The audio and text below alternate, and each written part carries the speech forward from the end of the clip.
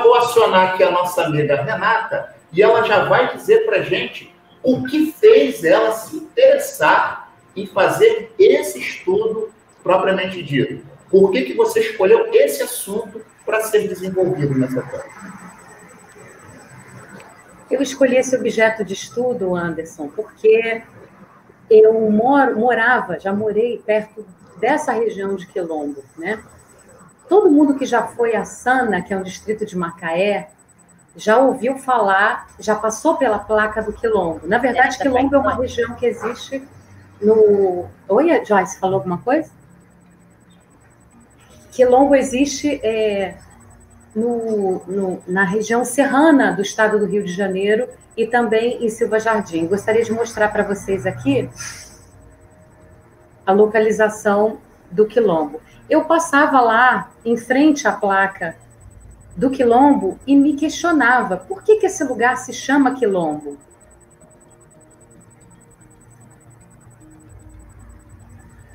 Estão conseguindo ver? Está todo mundo vendo? Nós temos aqui o mapa do estado do Rio de Janeiro, os municípios, né? Eu estou falando da região de Casimiro de Abreu, e que é limítrofe com o Rio das Ostras, né? Então, na Serra de Casimiro de Abreu, que está aqui assinalado em amarelo, nós temos a região de Quilombo, que eu destaquei em vermelho, que também aparece, curiosamente, na região serrana de Silva Jardim, Quilombo.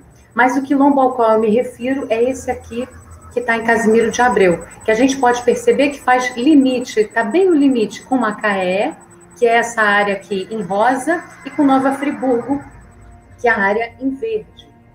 Então, o Quilombo está nessas regiões. Eu estou mostrando um mapa contemporâneo do século XX sobre o estado do Rio de Janeiro. Quando a gente pega a RJ 142, que é a estrada que liga a BR-101 até Friburgo, nós encontramos, então, essa placa Quilombo na margem da RJ 142, né? O que nos aumenta a curiosidade. Quilombo, será que existiu em Casimiro de Abreu um reduto de luta contra a escravidão, cujo nome se mantém existente até hoje, a ponto de ser a designação oficial de um lugar?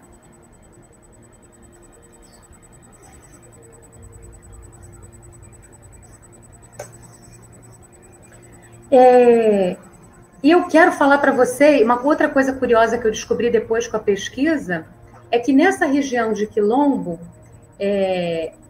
existe uma disputa de memória, digamos assim, né? O passado da resistência, da luta contra a escravidão em Casimiro, tentou ser invisibilizado na década de 90, quando na Câmara de Vereadores surgiu a proposta de criação do Distrito Nova Suíça, esse que aparece aqui em laranja, exatamente sobre a região de Quilombo, né? Isso aí foi só uma informação introdutória, Anderson, sobre as razões que me fizeram estudar o Quilombo. Chegando ao Quilombo, até hoje nós encontramos descendentes de colonos suíços e outras pessoas que adquiriram terras mais contemporaneamente, né? E nenhuma pessoa negra reside lá. Isso é uma outra coisa curiosa. Então, eu comecei a fazer pesquisas para buscar descobrir por que a razão daquele nome, né?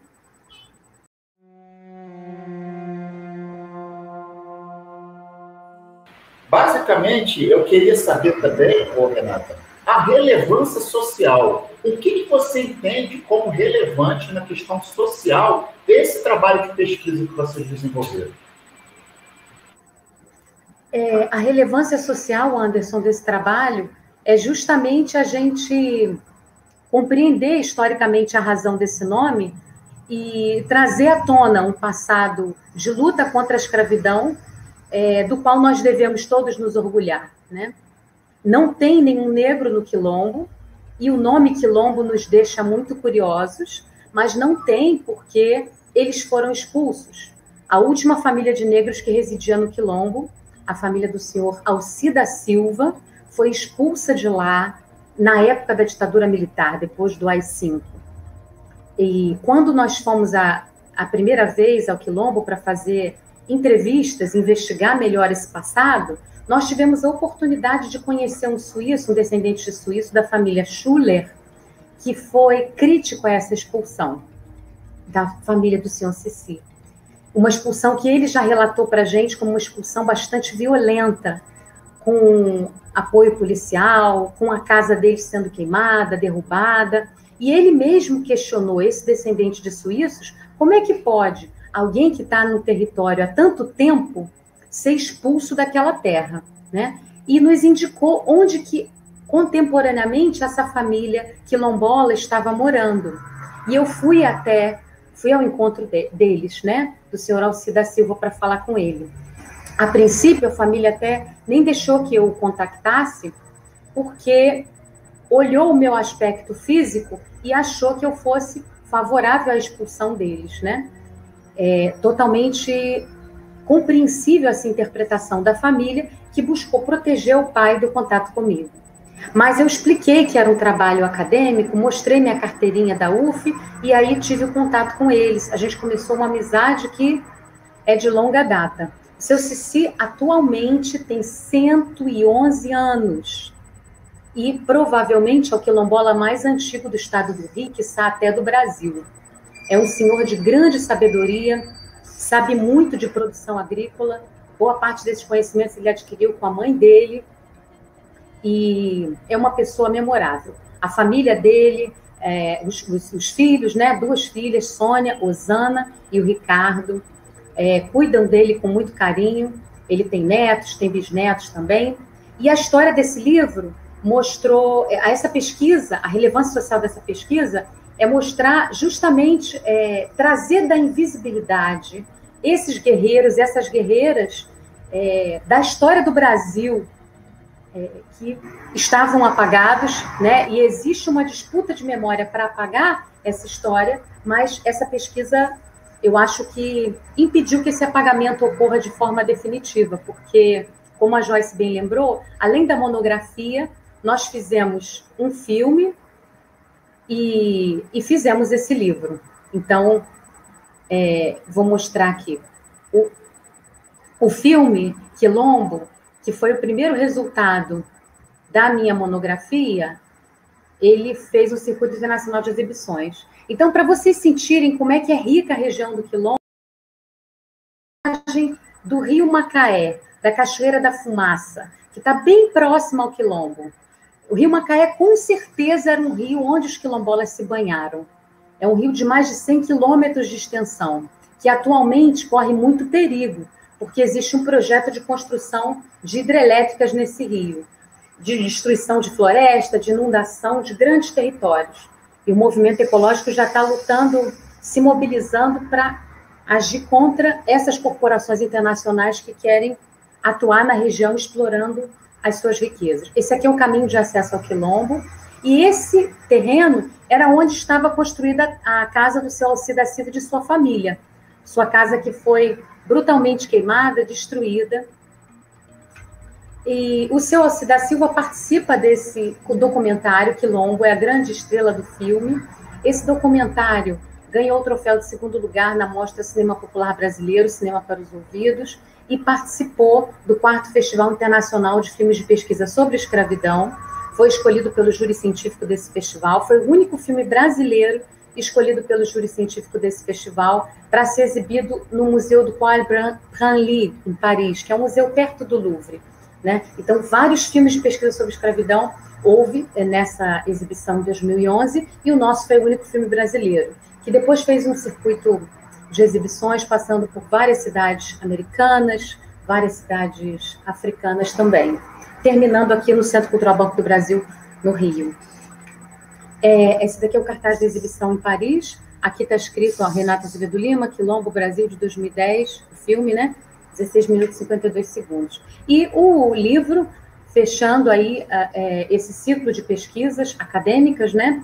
É também um grande manifesto a favor da existência desse quilombo na Serra do Mar, atualmente localizado na região de Casimiro de Abreu, como um patrimônio histórico do Brasil e, por que não dizer, de toda a humanidade. E embora o estudo do quilombo seja um estudo de história regional, é um estudo de história internacional também, porque ele foi um quilombo destruído pela colonização suíça, que veio aqui para o Brasil com incentivos públicos dados por Dom João VI. Então, os colonos suíços que vieram para aqui, para o Brasil, para estabelecer um dos primeiros núcleos de trabalho livre oficiais, além da presença portuguesa aqui, foi totalmente financiado. A viagem deles era financiada, as terras também, ganhavam recursos antes de poder tirar da terra o seu próprio plantio, né?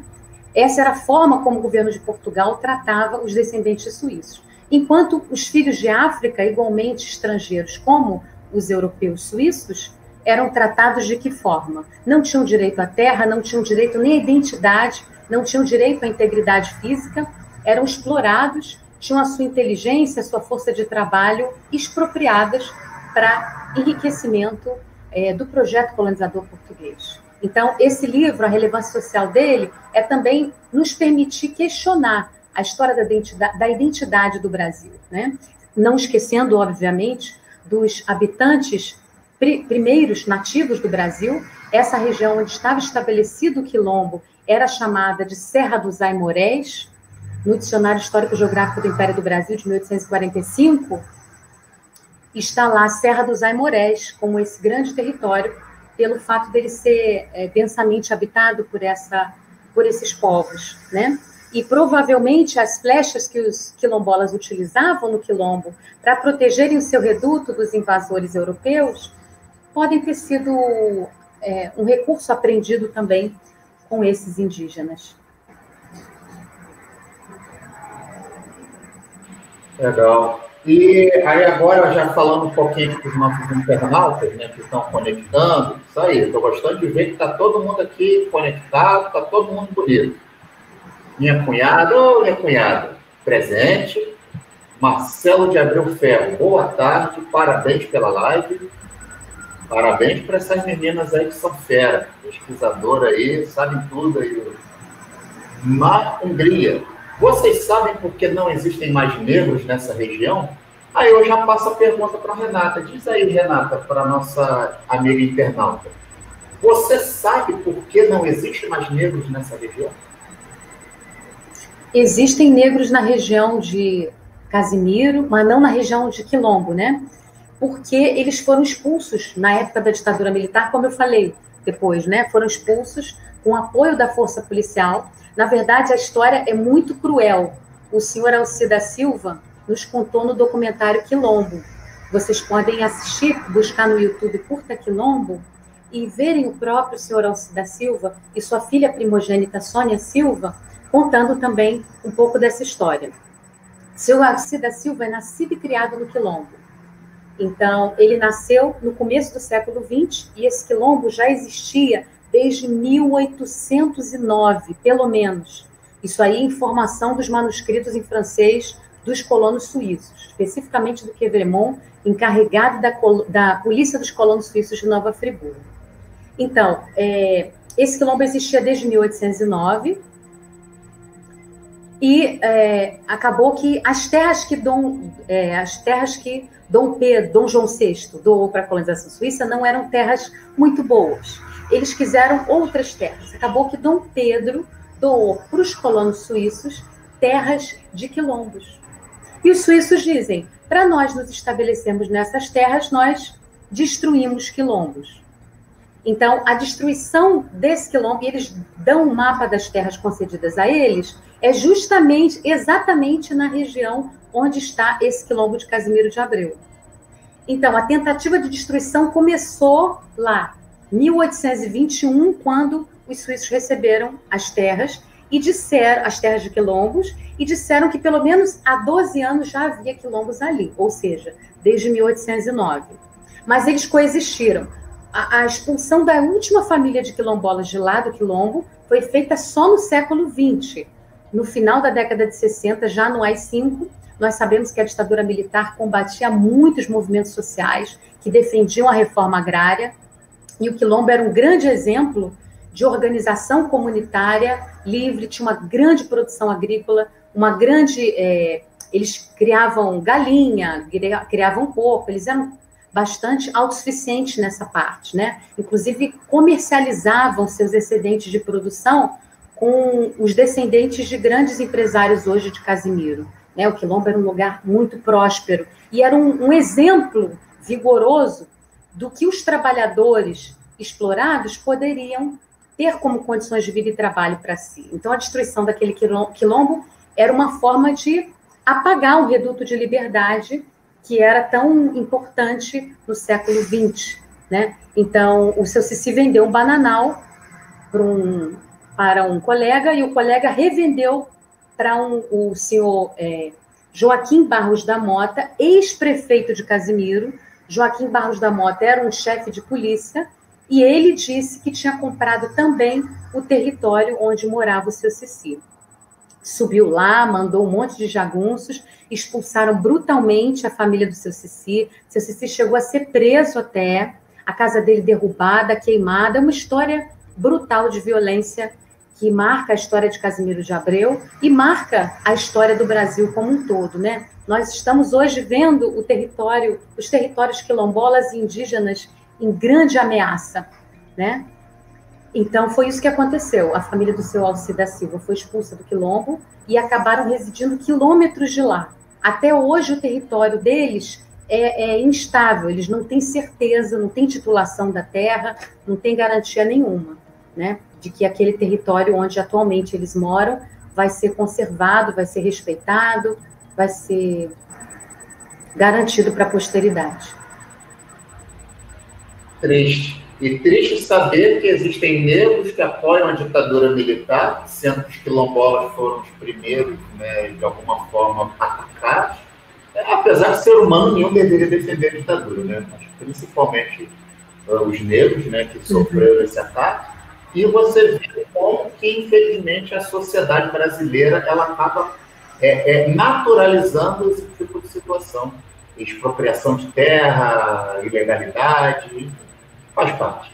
Então, aí o Silênio Alves, trabalho excelente, parabéns. Trabalhou comigo lá na usina nuclear, grande Silênio. E aí, agora, nós vamos acionar a nossa amiga Aline. E a gente já vai colocando ela aqui na telinha. Porque aqui é o seguinte, gente, canal 662, a gente só bota a camarada fera e a camarada também fera para falar dos assuntos. Quem acompanha meu canal sabe que eu falo muita bobagem, muita coisa, então eu boto pessoas que entendem exatamente para não ter esses erros, né?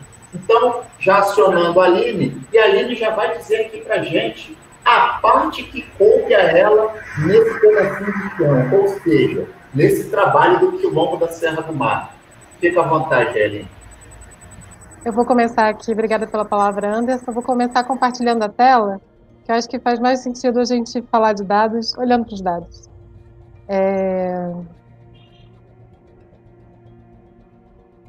Primeiro, eu acho que eu contaria inicialmente que eu fiz uma primeira análise para a Renata quando ela estava ainda no mestrado.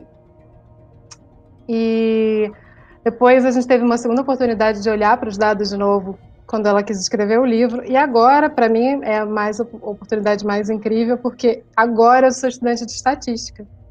E então eu pude ter um novo olhar. Esse gráfico, por exemplo, é um dos gráficos que não está na primeira edição do livro, mas que a Renata quer colocar na segunda edição do livro, porque faz denúncias muito importantes. A gente está conseguindo, através do gráfico, observar alguns padrões que a gente não conseguia observar olhando só para a tabela do livro do Manolo. E o que a gente observa aqui, que chama muita atenção, é, em particular aqui, de 1808 até 1812, a gente pode observar que cresceu absurdamente o tamanho, a quantidade de pessoas que eram desembarcadas nos portos do Rio de Janeiro. A gente também observa aqui uma segunda, bem pertinho aqui de 1831, onde a gente teve uma lei importante, da qual a Renata já vai falar para a gente.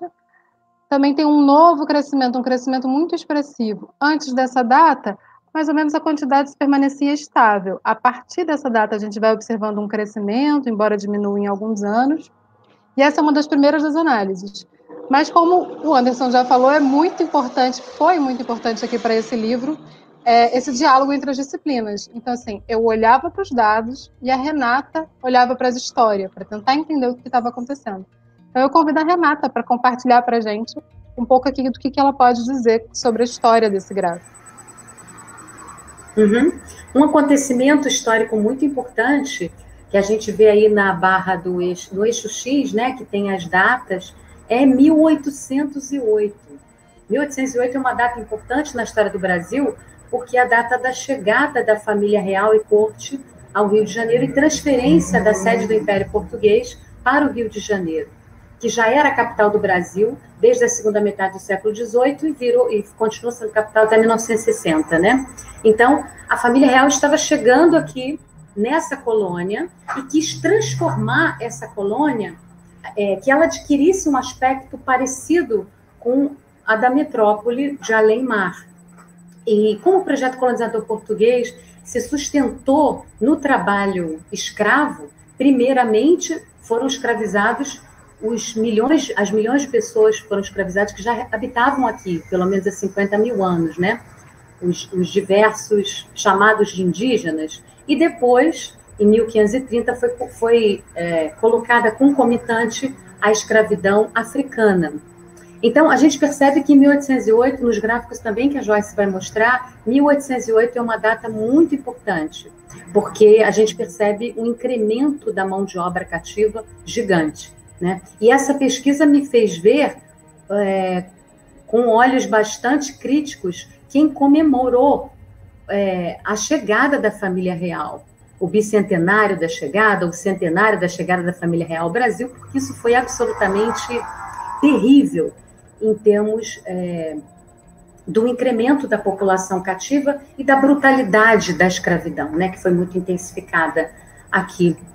O outro acontecimento em 1831, a Lei Feijó, que é a primeira lei, eu vou ler aqui um pedacinho dela, de 7 de novembro de 1831, declara livres todos os escravos vindos de fora do Império e impõe penas aos importadores dos mesmos escravos, né? Nós estamos vendo aqui pelo gráfico que teve um decréscimo na chegada de africanos escravizados, desde antes de 1831, né?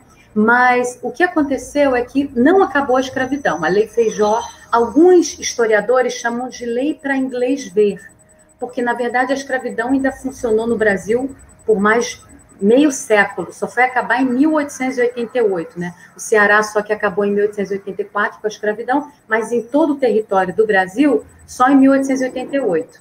Então, essas são informações importantes. Mas eu queria, vendo esse gráfico, que quem está olhando esse gráfico, imaginasse o que é no Porto do Rio de Janeiro. Eu estou aqui no Rio de Janeiro agora, no centro do Rio, bem perto do Mercado do Valongo, que era onde essas pessoas eram comercializadas, o maior mercado de pessoas escravizadas das Américas, talvez do mundo, era esse do Valongo. Eu quero que vocês imaginem, em um único ano, por exemplo, qual é o maior ano aqui que a gente vê, Aline? 1828? Aqui, 1929. Né? 1829. Quantas pessoas chegaram só nesse ano? Aproximadamente 47 mil. 47 mil. Então, vocês imaginem chegarem em 47 mil. Desculpa te interromper. Quando a gente olhar para as populações. Te interrompi. Quando a gente chega a olhar para as populações, esse número vai fazer um pouco mais de sentido. De quanta gente é? Quanta gente era? Uma quantidade gigantesca, a ponto de metade da população do Rio de Janeiro ser de pessoas africanas escravizadas, ou até mais da metade em várias comarcas, né? Em Campos, Renata está antecipando. Deixa eu passar. Vamos lá. Posso passar para o próximo, Renata? Então, tá bem. Coube a mim, nessa pesquisa, olhar um pouco da composição da população. Composição tanto em Cabo Frio, quanto no estado do Rio de Janeiro. E agora, em particular, a Renata também resolveu olhar para Friburgo. Então, essas são as origens, os dados, as fontes. A gente trabalhou com uma tabela para 1779 e 1789, e uma outra tabela para 1840, para a gente conseguir entender um pouco dessa variação na composição. Aqui, então, desculpe, Aline, eu só queria afirmar para vocês que os dados que a gente está usando são absolutamente oficiais. São dados de fonte, relatório de presidente de província, que era como se fosse o relatório do governador do estado, né, a de 1840. Antes de 1840, do século XVIII também é uma fonte oficial, está na revista do IHGB. Então, a gente está trabalhando com dados oficiais, o que não quer dizer que são informações absolutas, por isso que porque eles não tinham conhecimento técnico para fazer censos populacionais bem feitos, como são feitos hoje, né? Até porque os colonizadores não tinham domínio absoluto do território. Eles chegaram aqui, a família real, mais na região litorânea, e à medida que a presença portuguesa aqui no Rio de Janeiro foi se consolidando, é que eles foram se interiorizando pelo Estado e destruindo tudo que havia, né? Então, a presença indígena que ainda havia no Estado em 1808 foi destruída, os indígenas foram escravizados, foram colonizados, e também a presença quilombola, que a gente percebe nas serras, né, escondidos em vários lugares, também foi sendo destruída para que os quilombolas fossem reescravizados. Nossos gráficos estão querendo contar muitas histórias. Nesse, em particular, a gente está querendo entender qual era essa relação entre a quantidade de população livre e a quantidade de população cativa. E aí a gente olhou para isso, tanto em 1779 a 1889, em Cabo Frio, quanto no Rio de Janeiro. A gente observa, vou falar dos cativos, os cativos representavam menos de 40% da população em Cabo Frio, nesse primeiro momento. Já no segundo momento, já são 50% da população. Tem um incremento muito grande. Enquanto no Rio de Janeiro, eles já representavam 50%. E aqui já chegou a 45% depois, 45% a população livre, 55% de cativos nesse período. Renata, você quer contar um pouco dessa história? Uma vez como que a chegada da família real em 1808 contribuiu para esse incremento populacional que o outro gráfico já mostrou, a chegada de navios africanos no Porto do Rio de Janeiro, e agora a gente está vendo a mudança que trouxe no conjunto da população do estado do Rio e de Cabo Frio. Por que a gente botou Cabo Frio? Porque Cabo Frio, nessa época, estava incluída dentro da macro-região de Cabo Frio, Macaé, também outro Cabo Frio e Casimiro de Abreu. Né? Então, para a gente entender por que aconteceu o quilombo na Serra do Mar, a gente começou a fazer um estudo demográfico daquela região para entender as características econômicas da região onde a resistência escrava chegou ao nível da constituição de um quilombo. Obrigada, Renata. As tabelas de 1840 nos permitiam dar um olhar ainda muito mais interessante, digamos assim, sobre a composição da população. A gente pode olhar por sexo, a gente pode olhar a condição jurídica e a gente pode olhar a cor. Isso permite observar claramente aqui que, considerando o estado do Rio de Janeiro,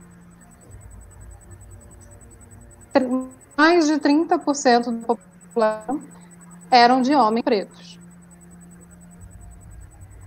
Enquanto a população indígena, no caso em particular, ela não estava muito bem enumerada, né, Renata? Você pode falar para a gente dessas fontes e da questão dessa composição? A população indígena, a gente vê aí que ela está muito mal delimitada, e isso não é sinal de que não existisse. Inclusive, no censo anterior, do século XVIII, não é mencionado nenhum indígena. E esse de 1840 é mencionado uma população residual de indígenas. Mas isso, numa interpretação crítica das fontes, pode ser visto até de forma positiva, porque a colonização portuguesa não identificava ainda vários redutos de presença indígena no interior do estado ou ao longo do estado.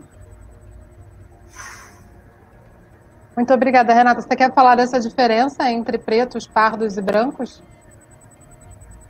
Eu acho muito interessante a gente ver uma quantidade grande de pretos escravizados. Também tinham pretos livres, mas era muito residual, e pardos escravizados. Tem um outro dado, um mapa conceitual que a gente traz no livro, que eu faço a partir dos estudos da Mary Karachi, tipificação da mercadoria escrava, mostrando que a mercadoria escrava ela era dividida em duas categorias primeiras, né? O escravo poderia ser africano ou poderia ser crioulo. O crioulo, desculpe, africano ou brasileiro. O brasileiro, ele poderia ser filho de mãe branca com pai negro, ou filho de pai branco com mãe negra, poderia ser resultado de uma mistura também de africano com indígena, isso. E ele era crioulo. Os crioulos, escravos crioulos, homens e mulheres, eles eram mais valorizados do que os africanos, porque os crioulos já sabiam os costumes e a língua falada aqui. Então, os escravos africanos eram outra categoria. Eles, em geral, eram categorizados pela nação.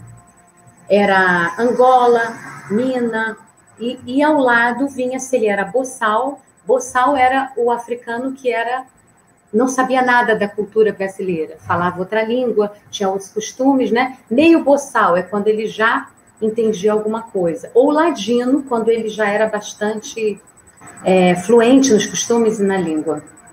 Então, é curioso perceber como que a presença africana no Brasil veio marcada pelo estigma da escravização, né? Como que essa população gigante que contribuiu para construir as riquezas do nosso país durante quase 400 anos, né? Até hoje contribui muito, mas durante quase 400 anos essa grande população foi escravizada. E o Brasil, é importante ressaltar, de todos os países onde aconteceu a diáspora africana, que é essa saída compulsória de contingentes populacionais da sua terra de origem para outro lugar, de todos os lugares para onde vieram africanos, o Brasil é o país que recebeu o maior contingente de africanos. Tem gente que diz que foram 4 milhões de pessoas, mas outros censos chegam a números bem maiores, como 6 milhões de pessoas, né? E, então, é muito importante, eu acho, analisando esse gráfico, né, a gente vê como é que eram categorizados no conjunto da população do Rio de Janeiro os habitantes originais desse território, que eram os indígenas, né?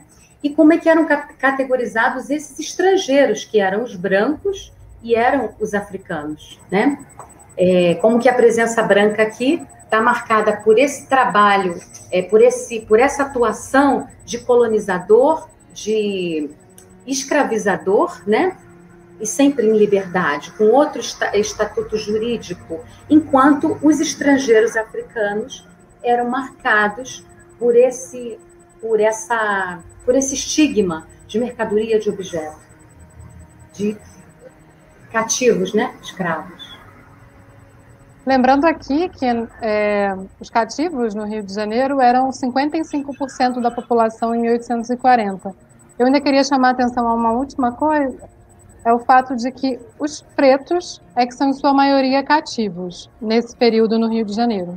Porque quando a gente olhar para o gráfico seguinte, chama muito a atenção o fato de que em Cabo Frio, que tinha surgido recentemente, a Renata pode trazer a data para a gente se for necessário, os pardos cativos é que são a maioria da população, né? Os pardos de gênero masculino, a gente novamente não observa pessoas brancas sendo cativas.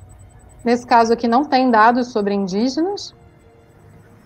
Enfim, chama muito a atenção isso. Renata, você pode contar para a gente o que a história explica dessa diferença entre terem mais pretos cativos na população geral, mas terem mais pardos cativos em Nova Friburgo? Em Cabo Frio. Em Nova Friburgo. Então, uma característica importante da escravidão no Brasil é que ela era uma herança matrilinear, né? Mais uma característica da brutalidade desse regime de trabalho. Uma mãe escrava, ela legava a escravidão ao seu filho.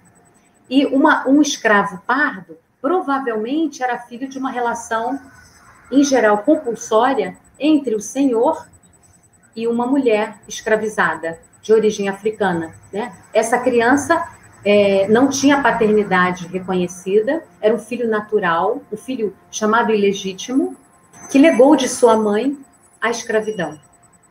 Aconteceu aqui no Brasil essa tentativa de criação de centros de reprodução de mão de obra cativa. O Arquivo Público de Campos, que era o solar do colégio, é um exemplo disso. Lá era uma fazenda dos jesuítas da Igreja Católica e eles tinham um plantel de muitas centenas de cativos.